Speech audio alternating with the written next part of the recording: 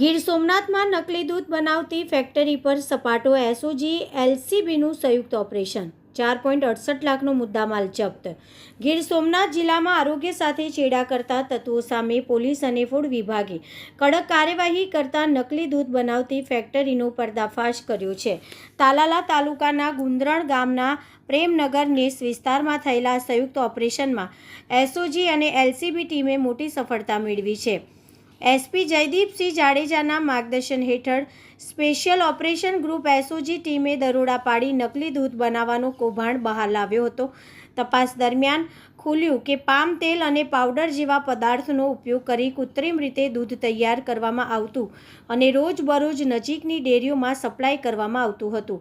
દરોડા દરમિયાન પોલીસે અંદાજિત રૂપિયા 4.68 લાખનો મુદ્દામાલ જપ્ત કર્યો। આ સાથે જ એસઓજીએ તાલાલાના રવિ કાળાભાઈ કરમટાને ઝડપી પાડી તેની સામે કાનૂની કાર્યવાહી હાથ ધરી છે।